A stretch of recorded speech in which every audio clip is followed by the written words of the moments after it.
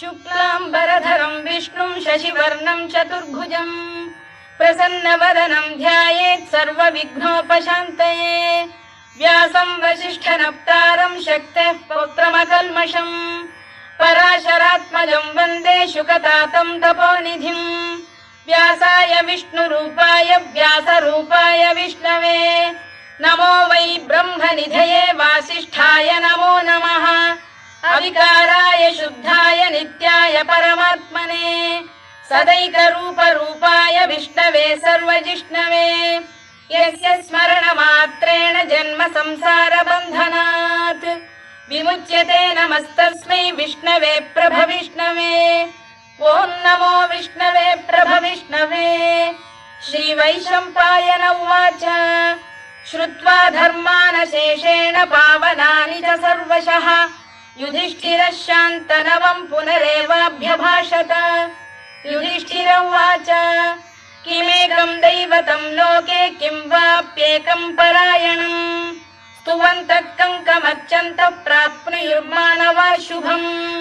को धर्मः सर्वधर्माणां भवतः परमो मतः किं जपन्मुच्यते जन्तुर्जन्म संसारबन्धनात्। श्रीभीष्म उवाच जगत्प्रभुं देवदेवमनन्तं पुरुषोत्तमम् स्तुवन्नाम सहस्रेण पुरुषः सततोत्थितः तमेव चार्चयन् नित्यं भक्त्या पुरुषमव्ययम्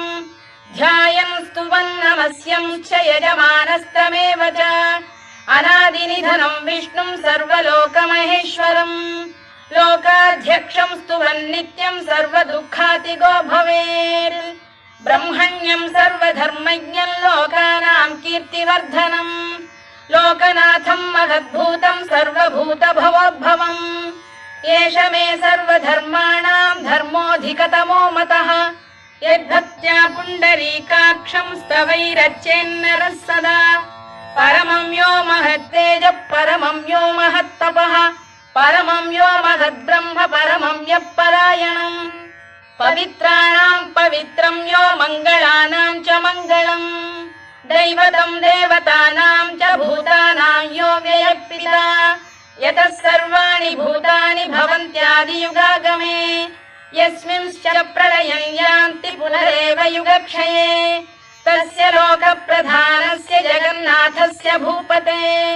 विष्णोर्नाम सहस्रं मे शृणु पापभयापहम् यानि नामानि गौणानि विख्यातानि महात्मनः ऋषिभिः परिगीतानि तानि वक्ष्यामि भूतये। ऋषिर्नाम्नां सहस्रस्य वेदव्यासो महामुनिः छन्दोऽनुष्टुप् तथा देवो भगवान् देवकीसुतः अमृतांशुद्भवो बीजं शक्तिर्देवकीनन्दनः त्रिसामाहृदयं तस्य शान्त्यर्थे विनियुज्यते विष्णुं जिष्णुं महाविष्णुं प्रभविष्णुं महेश्वरम् अनेकरूपदैत्यान्तं नमामि पुरुषोत्तमम्। अस्य श्रीविष्णोर्दिव्यसहस्रनामस्तोत्रमहामन्त्रस्य श्रीवेदव्यासो भगवान् ऋषिः अनुष्टुप्छन्दः श्रीमहाविष्णुः परमात्मा श्रीमन्नारायणो देवता अमृतांशुद्भवो भानुरिति बीजम् देवकीनन्दन श्रेष्ठेति शक्तिः उद्भवः क्षोभणो देव इति परमो मन्त्रः शङ्खबृन्नन्दकी चक्रीति कीलकम् शार्ङ्गधन्वा गदाधर इत्यस्त्रम् रथाङ्गपाणिरक्षोभ्य इति नेत्रम् त्रिसामासामरः सामेति कवचम् आनन्दं परब्रह्मेति योनिः ऋतुः सुदर्शनकार इति दिग्बन्धः श्रीविश्वरूप इति ध्यानम् श्रीमहाविष्णुप्रीत्यर्थे सहस्रनाम जपे विनियोगः। ध्यानम् क्षीरोदन्वत्प्रदेशे शुचिमणिविलसत्सैकते मौक्तिकानाम् मालाक्लुप्तासनस्थस्फटिकमणिनिभैर्मौक्तिकैर्मण्डिताङ्गः शुभ्रैरभ्रैरदभ्रैरुपरि विरचितैर्मुक्तपीयूषवर्षैः आनन्दीनः पुनीयादरिनलिन गदा शङ्खपाणिर्मुकुन्दः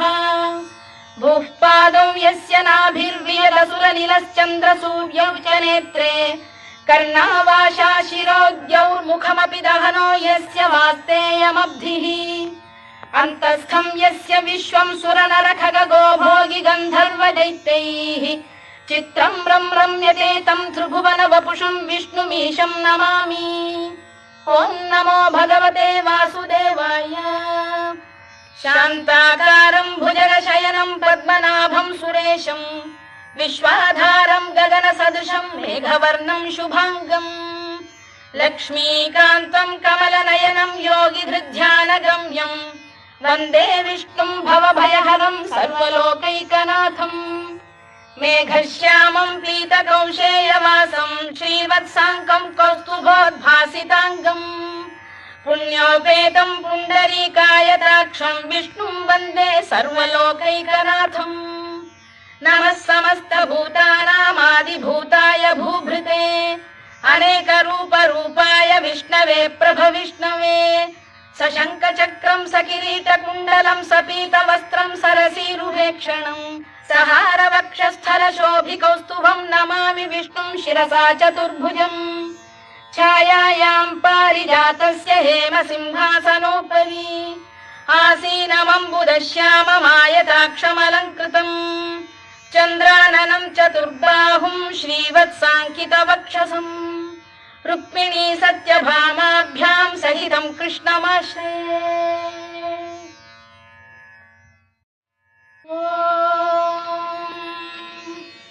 विश्वं विष्णुर्वषत्कारो भूतभव्य भवत्प्रभुः भूतभृद्भावो भूतात्मा भूतभावनः भूतात्मा परमात्मा च मुक्तानां परमागतिः अव्ययः पुरुषः साक्षी क्षेत्रज्ञोऽक्षर एव च योगो योगविदां नेता प्रधानपुरुषेश्वरः नारसिंहवपुः श्रीमान् केशवः पुरुषोत्तमः सर्वः शर्वः शिवस्थाणुर्भूतादिर्निधिरव्ययः सम्भवो भावनो भर्ता प्रभवः प्रभुरीश्वरः स्वयंभूः शम्भुरादित्यः पुष्कराक्षो महास्वनः अनादिनिधनो धाता विधाता धातुरुत्तमः अप्रमेयो ऋषिकेशः पद्मनाभोऽमरप्रभुः विश्वकर्मा मनुस्पष्टा स्थविष्ठस्थविरो ध्रुवः अग्राह्यः शाश्वतः कृष्णो लोहिताक्षप्रदर्दनः प्रभूतस्त्रिककुब्धाम पवित्रं मङ्गलं परम् ईशानः प्राणदः प्राणो ज्येष्ठः श्रेष्ठः प्रजापतिः हिरण्यगर्भो भूगर्भो माधवो मधुसूदनः ईश्वरो विक्रमी धन्वी मेधावी विक्रमक्रमः अनुत्तमो दुराधर्षः कृतज्ञः कृतिरात्मवान् सुरेशः शरणं शर्म विश्वरेताः प्रजाभवः अधः संवत्सरो व्यालः प्रत्ययः सर्वदर्शनः अजः सर्वेश्वरः सिद्धः सिद्धिः सर्वादिरच्युतः वृषाकपिरमेयात्मा सर्वयोगविनिसृतः वसुर्वसुमनः सत्यः समात्मा संमितः समः अमोघः पुण्डरीकाक्षो वृषकर्मा वृषाकृतिः रुद्रो बहुशिरा बभ्रुर्विश्वयोनिश्रुतिश्रवाः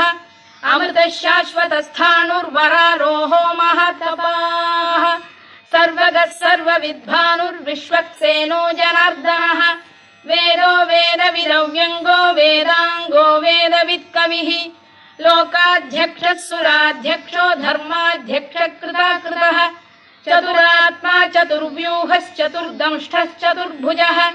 भ्राजिष्णुर्भोजनं भोक्ता सहिष्णुर्जगदादिजः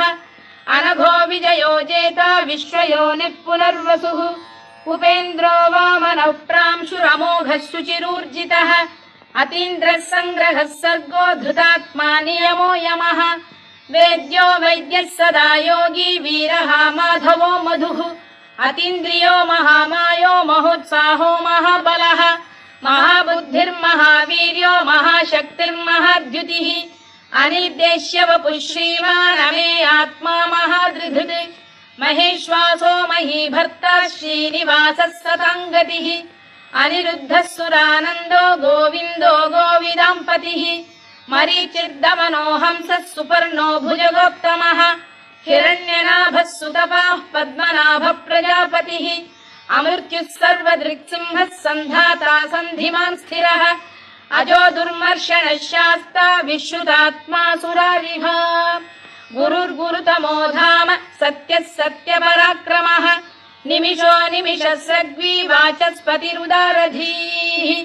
अग्रणी श्रीमान् न्यायो नेता समीरणः सहस्रमूर्धा विश्वात्मा सहस्राक्षः सहस्रपात् आवर्तनो निवृत्तात्मा संवृतः सम्प्रमर्दनः अधः संवर्तको वह्निरनिरो धरणीधरः सुप्रसाद प्रसन्नात्मा विश्वधृक् विश्वभुग्विभुः सत्कर्ता सत्कृतः साधुर्जह्नुर्नारायणो नरः असंख्येयो प्रमेयात्मा विशिष्टः शिष्टकृच्छुचिः सिद्धार्थः सिद्धसङ्कल्पः सिद्धिदः सिद्धिसाधनः वृषाही वृषभो विष्णुर्वृषपर्वा वृषोदरः वर्धनो वर्धमानश्च विविक्तः श्रुतिसागरः सुभुजो दुर्धरो वाग्मी महेन्द्रो वसुदो वसुः नैकरूपो बृहद्रूपः शिपिविष्टप्रकाशनः ओजस्तेजोद्युतिधरः प्रकाशात्मा प्रतापनः ऋद्धस्पष्टाक्षरो मन्त्रश्चन्द्रांशुर्भास्करद्युतिः अमृतांशुद्धवो भानुः शशबिन्दुः सुरेश्वरः औषधम् जगतः सेतुः सत्यधर्मपराक्रमः भूतभव्यभवन्नाथः पवनः पावनो नरः कामः कामकृत्कान्तः कामः कामप्रदप्रभुः युगादिकृद्युगावर्तो नैकमायो महाशनः अदृश्यो व्यक्तरूपश्च सहस्रजिदनन्तजित् इष्टो विशिष्टः शिष्टेष्टः शिखण्डी नघुषो वृषः क्रोधः क्रोधकृत्कर्ता विश्वबाहुर्महीधरः अच्युतप्रथितः प्राणदो वासवानुजः अपां निधिरधिष्ठानमप्रमत्तप्रतिष्ठितः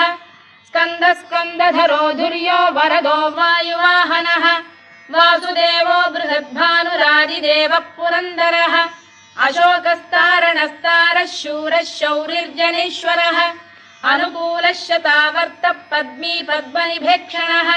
पद्मनाभोरविन्दाक्षः पद्मगर्भः शरीरभृत् महर्धिर्वृद्धो वृद्धात्मा महाक्षो गरुडध्वजः अतुलः शरभो भीमः समयज्ञो हविर्हरिः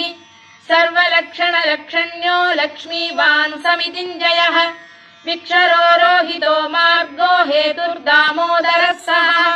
महीधरो महाभागो वेगवानमिताशनः उद्भवः क्षोभणो देवः श्रीगर्भः परमेश्वरः करणं कारणं कर्ता विकर्ता गहनो गुहः व्यवसायो व्यवस्थानः संस्थानस्थानदो ध्रुवः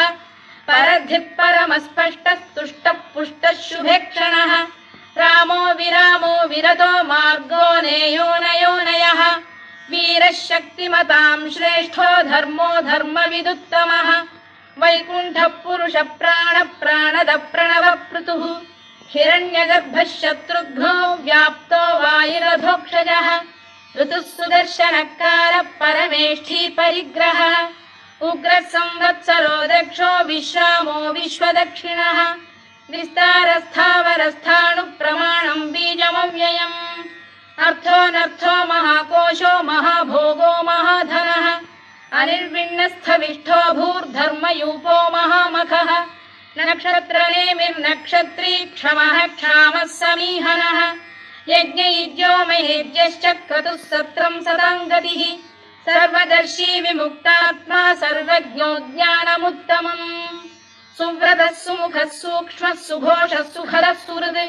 मनोहरो जितक्रोधो वीरबाहुर्विदारणः स्वापनः स्ववशो व्यापी नैकात्मा नैककर्मकृत् वत्सरो वत्सी रत्नगर्भोधनेश्वरः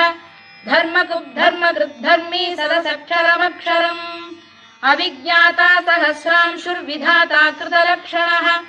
गभस्तिनेमिः सप्तस्तः सिंहो भूतमहेश्वरः आदिदेवो महादेवो देवेशो देवभृद्गुरुः उत्तरो गोपतिर्गोप्ता ज्ञानगम्यः पुरातनः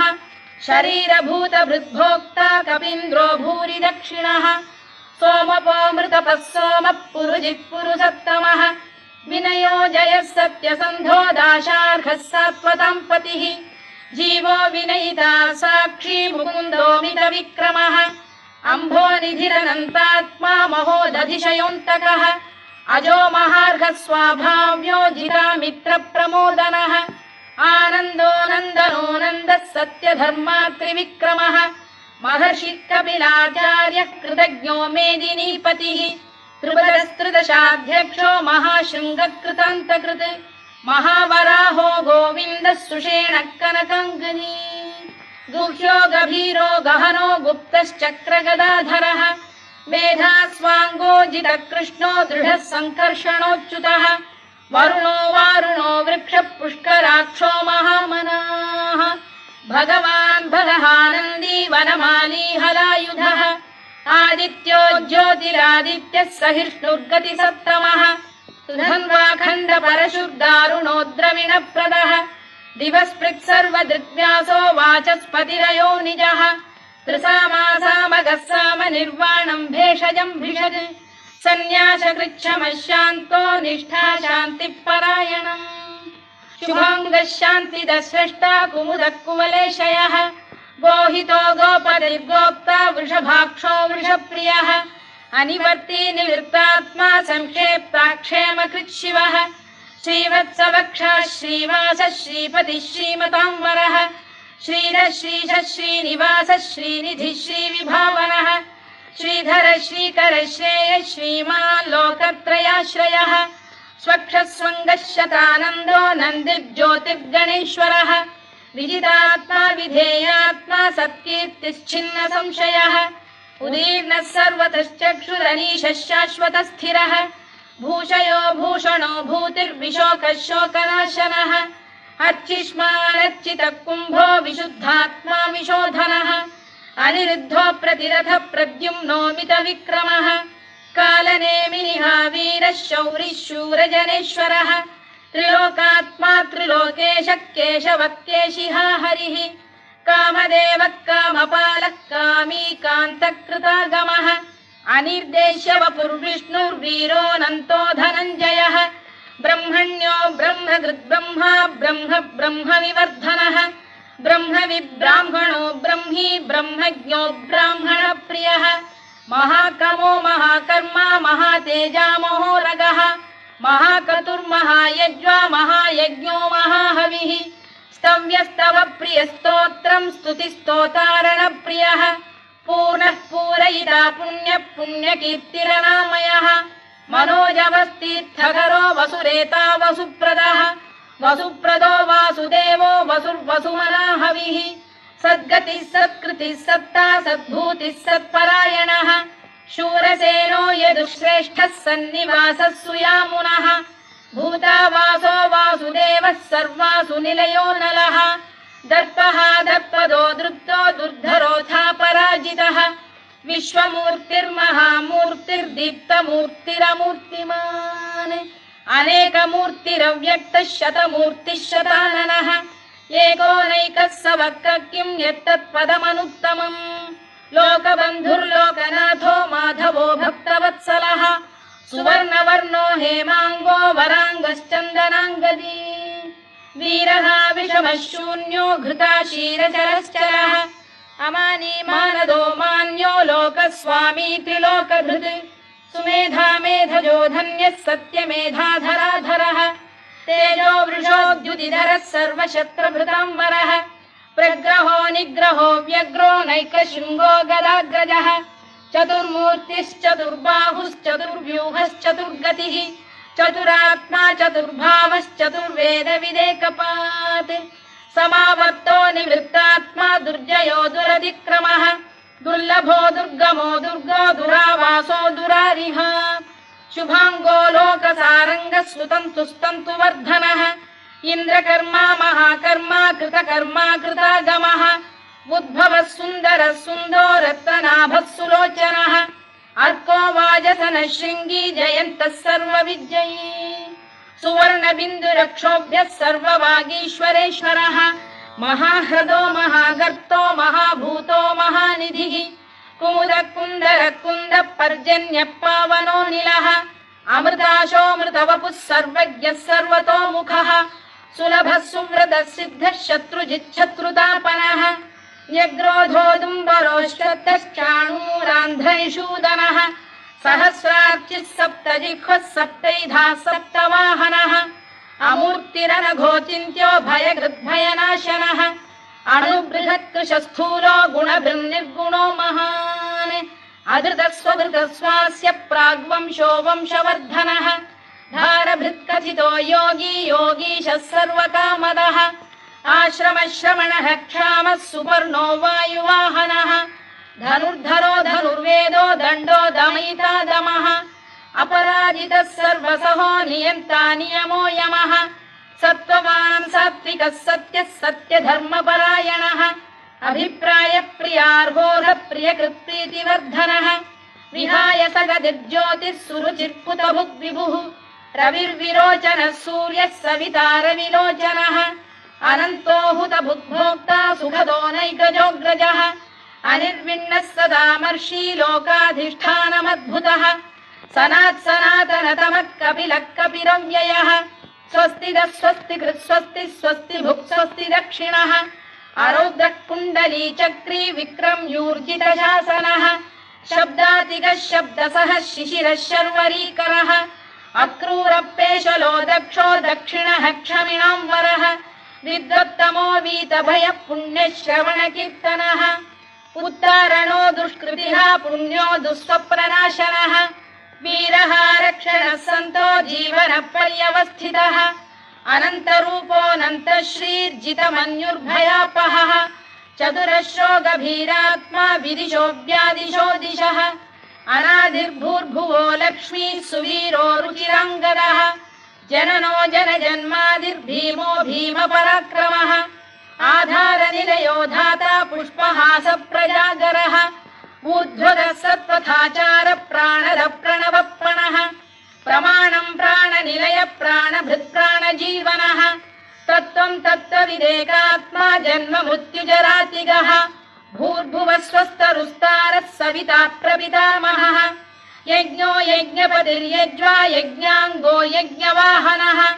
यज्ञभृद्यज्ञकृद्यज्ञी यज्ञभुग्यज्ञसाधनः यज्ञान्तकृद्यज्ञगुह्यमन्नमन्नाद एव च आत्मयोनिः स्वयं जातो वैखानः सामगायनः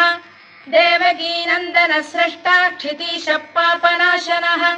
शङ्खबृन्नन्दकी चक्री शार्ङ्गधन्वा गदाधरः तथाङ्गपाणिरक्षोभ्यः सर्वप्रहरणायुधः सर्वप्रहरणायुधो नम इति वनमाली गरीशाङ्गी शङ्खी चक्री च नन्दकी श्रीमान्नारायणो विष्णुर्वासुदेवोऽभिरक्षतु वनमाली गरीशाङ्गी शङ्खी चक्री च नन्दकी श्रीमान्नारायणो विष्णुर्वासुदेवोऽभिरक्षतु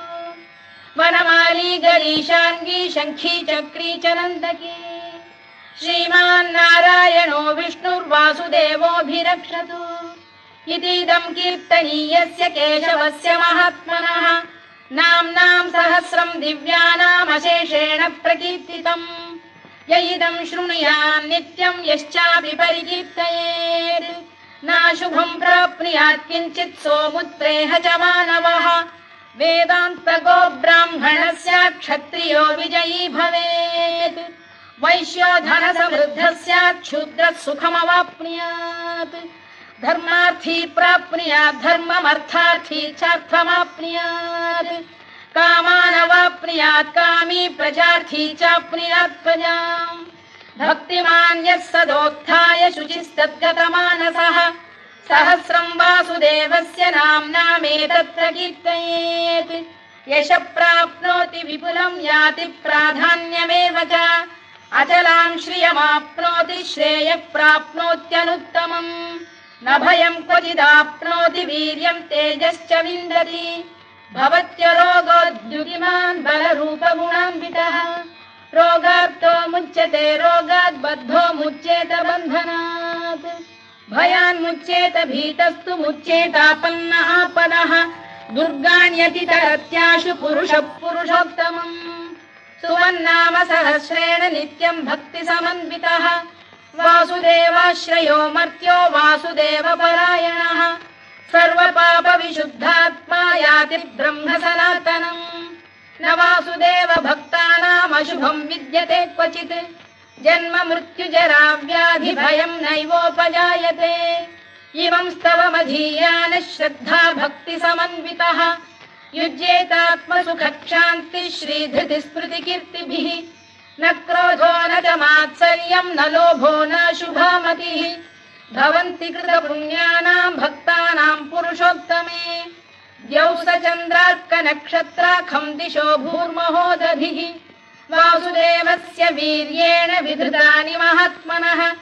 ससुरासुरगन्धर्वं स यक्षोरगराक्षसम् जगत्वशे वर्ततेदं कृष्णस्य सचराचरम् इन्द्रियाणि मनो बुद्धिः सत्त्वं तेजो बलं धृतिः वासुदेवात्मकान्याहुः क्षेत्रं क्षेत्रज्ञ एव च सर्वागमानामाचार प्रथमं परिकल्पते आचार प्रभवो धर्मो धर्मस्य प्रभुरच्युतः ऋषयः पितरो देवा महाभूतानि धातवः जङ्गमा जङ्गमं चेदं जगन्नारायणोद्भवम् योगो ज्ञानं तथा साङ्ख्यं विद्या शिल्पादिकर्म च वेदाः शास्त्राणि विज्ञानमेतत् सर्वं जनार्दनात् एको विष्णुर्महद्भूतं पृथग्भूतान्यनेकशः त्रीन् लोकान् व्याप्य भूतात्मा भुङ्क्ते विश्वभुवव्ययः इमं स्तवं भगवतो विष्णोर्व्यासेन कीर्तितम् पठेद्य इच्छेत् पुरुषः श्रेयत् प्राप्तुं सुखानि च विश्वेश्वरमजं देवं जगतः प्रभुमव्ययम् भजन्ति ये पुष्कराक्षं न ते यान्ति पराभवम् न ते यान्ति पराभवम् ओन्नमयिति अर्जुनोवाच पद्मपत्र विशालाक्ष पद्मनाभ सुरोत्तमा भक्तानामनुरक्तानां त्राता भव जनार्दन श्रीभगवानुवाच यो मां नाम सहस्रेण स्तोतुमिच्छति पाण्डव